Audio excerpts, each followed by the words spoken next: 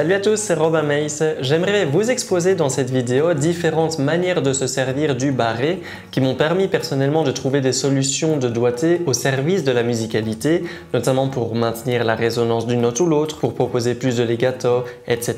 Attention, vous pouvez essayer chez vous les exemples que je propose pour illustrer les techniques. Néanmoins, il faut une main et des doigts suffisamment musclés pour arriver au bon résultat et donc ne vous faites pas mal en forçant inutilement. Le barré, normalement, ça consiste à enfoncer plusieurs cordes avec le premier doigt sur une même case. Mais pourquoi pas enfoncer deux cases différentes avec le premier doigt? Cela peut être utile notamment quand vous faites un accord mineur 7 bémol 5 sur les cordes centrales, donc avec les doigts en quinconce, et que vous voulez ajouter une note supplémentaire mélodique sur la première corde. Voici mon si mineur 7 bémol 5 avec le premier doigt qui est à la deuxième case de la cinquième corde. Je vais également faire en sorte d'enfoncer la première corde à la première case avec la base du doigt. J'obtiens l'octave de la note de la quatrième corde qui fait donc partie de l'accord.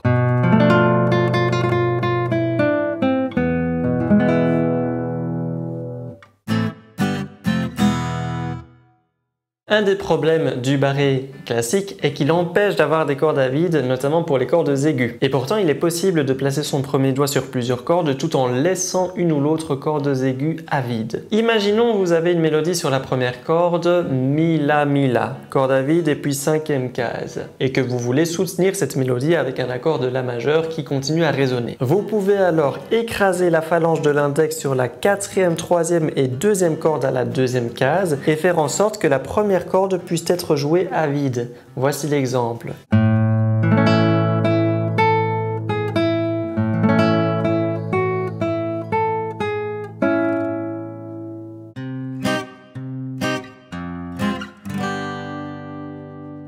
Peut-être certains d'entre vous ont déjà joué le prélude BWV 999 de Jean-Sébastien Bach et voient déjà où je vais en venir. Certaines versions de ce prélude proposent à un moment donné de jouer une basse Fa grave à la première case sixième corde et les notes aiguës Do, Mi, La sur les trois premières cordes à la cinquième case. Peut-être certaines personnes très souples avec de longs doigts arrivent à le jouer en utilisant les quatre doigts.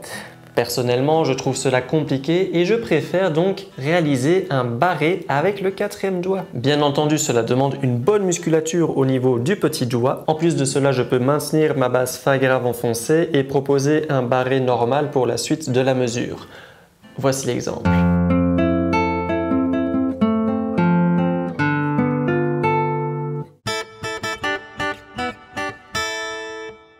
À la même image du barré du petit doigt, on peut faire aussi des barrés avec le deuxième et troisième doigt et même combiner cela avec le pli du doigt. Quand nous sommes en drop D, cela permet d'obtenir trois notes d'un accord en écrasant avec un seul doigt trois cordes sur les mêmes cases, les cordes graves, et ainsi avoir les autres doigts disponibles pour une mélodie ou autre. Voici l'exemple du Fa majeur. Je vais écraser mon troisième doigt sur la troisième case des trois cordes graves, placer le deuxième doigt sur le La à la deuxième case de la troisième corde et j'ai ainsi mon premier doigt et quatrième doigt disponibles pour jouer une petite mélodie par-dessus si nécessaire.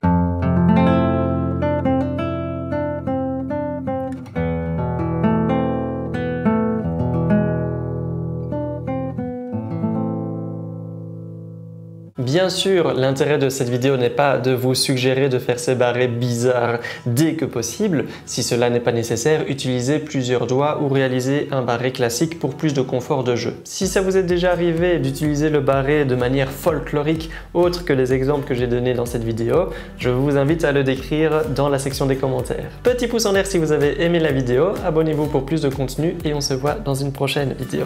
Ciao!